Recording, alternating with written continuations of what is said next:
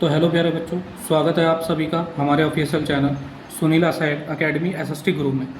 आज का जो हमारा क्वेश्चन है वो है भूगोल का, और इसमें हम टॉप 20 महत्वपूर्ण एमसीक्यू क्वेश्चन लेने वाले हैं जो कि इस चैप्टर से बहुत ही महत्वपूर्ण होने वाले हैं।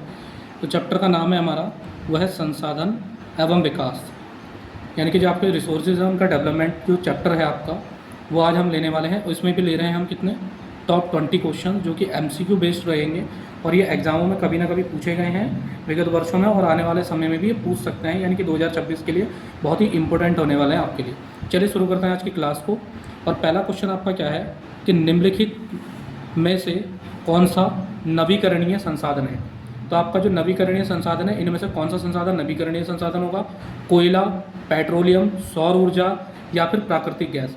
तो इसका जो नवीकरणीय संसाधन का जो सही उत्तर हो जाएगा वो हो जाएगा ऑप्शन सी, सौर ऊर्जा। सेकंड क्वेश्चन की अगर मैं बात करूं तो सेकंड क्वेश्चन में आपसे पूछा गया है कि संसाधनों का वर्गीकरण किस आधार पर किया जाता है। तो संसाधनों का जो वर्गीकरण आपका किया जाता है वो किस आधार पर किया जाता है?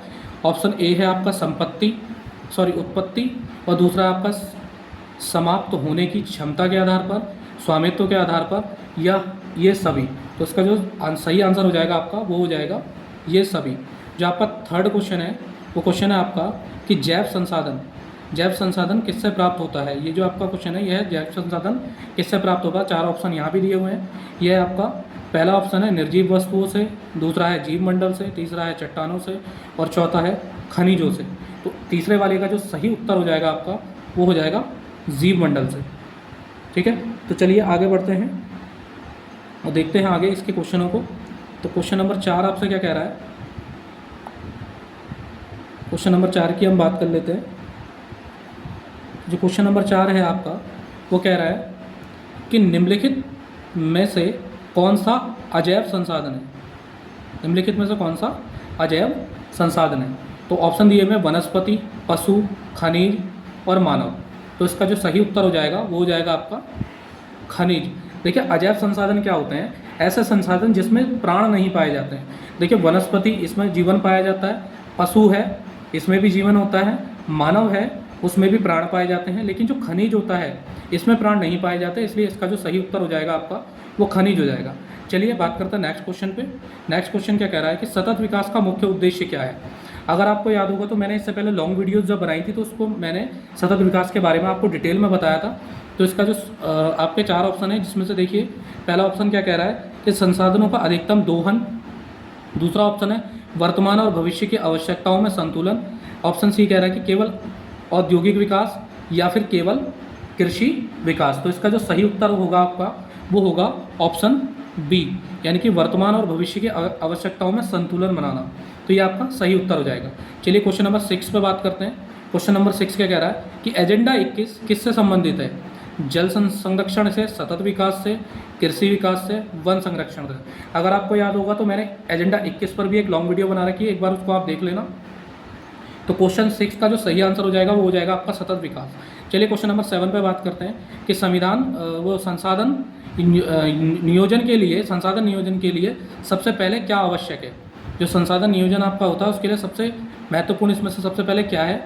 संसाधनों की पहचान और सूची तैयार करना, संसाधनों का निर्यात और उद्योग लगाना, या फिर जनसंख्या बढ़ाना। देखिए जनसंख्या बढ़ाना ये किसी भी चीज़ के लिए लाभफुल नहीं होता है, यानी कि ज़्यादातर हार्मफुल की श्रेणी में इसको हम रखते हैं। तो क्वेश्चन नंबर 7 का जो सही आंसर हो जाएगा आपका वो हो जाएगा संसाधनों की पहचान और सूची तैयार करना।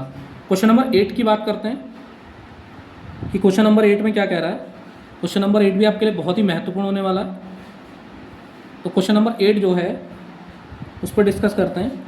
तो क्या कह रहा है आपका क्वेश्चन नंबर 8, भारत में भूमि का सबसे अधिक उपयोग किस कार्य में होता है। जो सबसे ज़्यादा आपका जो इंडिया में जो लैंड है उसका जो यूज़ होता है वो किस फील्ड में किया जाता है। तो भूमि का सबसे ज़्यादा जो यूज़ है वो किस में किया जाता है? कृषि, उद्योग, परिवहन या फिर आवास में।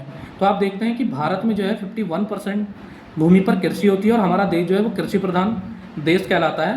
तो क्वेश्चन 8 का जो सही आंसर हो जाएगा आपका वो हो जाएगा आपका क्या? कृषि। कृषि इसका आपका सही उत्तर हो जाएगा। क्वेश्चन नंबर 9 की बात करें, भूमि निम्नीकरण का प्रमुख कारण कौन सा है। पहला ऑप्शन है वनीकरण, दूसरा ऑप्शन अतिचारण, तीसरा ऑप्शन वर्षा जल संचय, और ऑप्शन 4 जो है वो है जैविक खेती।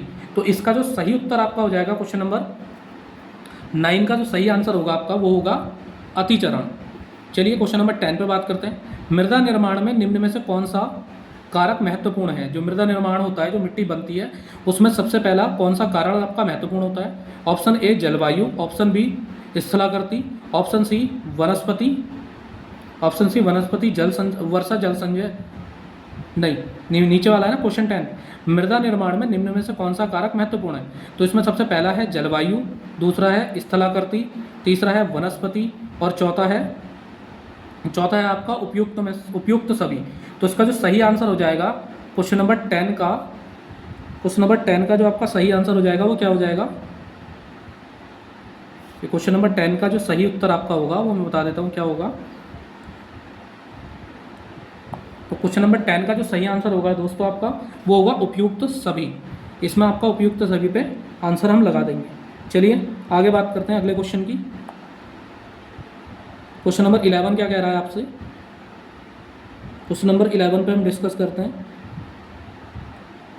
तो क्वेश्चन नंबर 11 क्या कह रहा है कि जो क्वेश्चन नंबर 11 है उसमें हमसे बात की गई है कि भारत में सबसे अधिक क्षेत्र में पाई जाने वाली मृदा, यानी कि भारत में सबसे अधिक क्षेत्र में पाई जाने वाली जो मृदा है वो कौन सी है? तो ऑप्शन ए है आपका काली मृदा, ऑप्शन बी है आपका जलोढ़ मृदा, ऑप्शन सी लाल एवं पीली मृदा और ऑप्शन डी है आपका लैटराइट मृदा। तो इसमें से आपने बताना है कौन सा आंसर सही होगा। तो इसका जो सही आंसर हो जाएगा वो हो जाएगा आपका जलोढ़ मृदा। चलिए नेक्स्ट क्वेश्चन पे बात करते हैं कि काली मृदा मुख्य रूप से किस फसल के लिए उपयुक्त है? जो काली मृदा होती है, जो ब्लैक सॉइल होता है, वो किसके लिए ज़्यादा यूजफुल की जाती है, किसके लिए ज़्यादा जो है लाभदायक होती है? पहला कपास, दूसरा चाय, तीसरा है गेहूँ और चौथा है जूट। तो इसका जो सही उत्तर हो जाएगा आपका वो हो जाएगा कपास। कॉटन के लिए ये बहुत ही ज़्यादा अच्छी मानी जाती है। तो नेक्स्ट क्वेश्चन है हमारे पास, जलोढ़ मृदा मुख्य रूप से कहाँ पाई जाती है? ऑप्शन ए उत्तरी मैदानों में, ऑप्शन बी पश्चिमी घाट में, ऑप्शन सी अरावली क्षेत्रों में या फिर ऑप्शन डी दक्कन के पठार के केवल दक्षिणी भाग में। तो इसका जो सही उत्तर आपका होने वाला है वो हो जाएगा आपका ऑप्शन ए, यानी कि उत्तरी मैदानों में। नेक्स्ट क्वेश्चन पे बात करें कि लाल एवं पीली मृदा का लाल रंग किसके कारण होता है? जो आपकी लाल एवं पीली मृदा है उसका जो कलर होता है वो रेड क्यों होता है, इसके बारे में आपको डिस्कस करना है। ऑप्शन ए है कैल्शियम, ऑप्शन बी लौह तत्व, option C magnesium, option C आपका नाइट्रोजन। तो इसका जो सही उत्तर आपका होगा वो होगा लौह तत्व के कारण। चलिए नेक्स्ट क्वेश्चन पे बात करते हैं। क्वेश्चन नंबर 15 क्या कह रहा है कि लैटराइट मृदा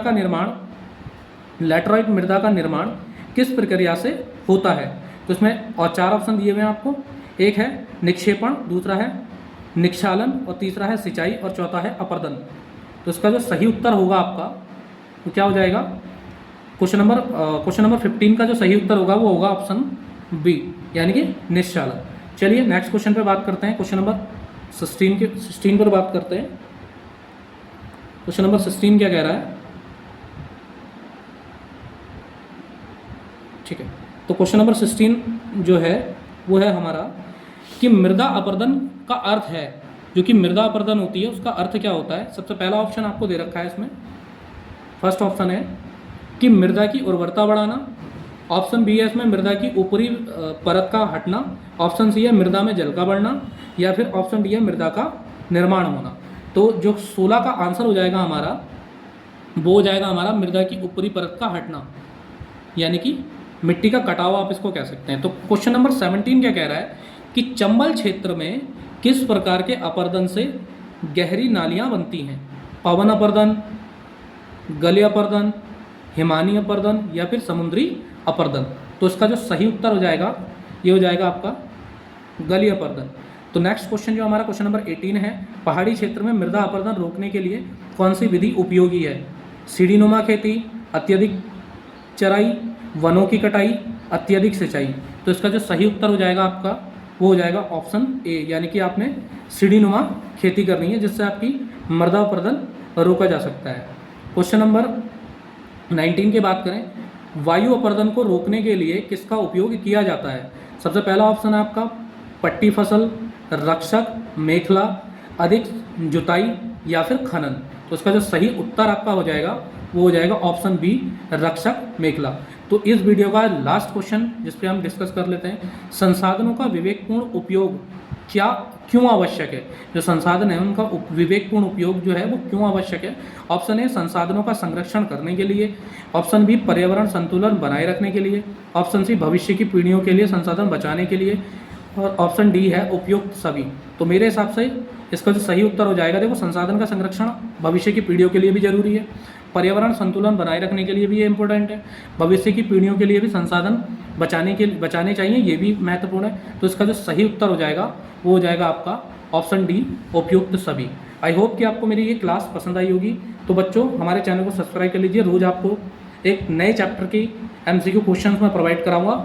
और अगर वीडियो आपको अच्छी लगी हो तो चैनल को सब्सक्राइब कीजिए, लाइक कीजिए, शेयर कीजिए अपने दोस्तों में, जिससे आपके दोस्त भी इस वीडियो का फ़ायदा उठा सके। मिलते हैं नेक्स्ट वीडियो।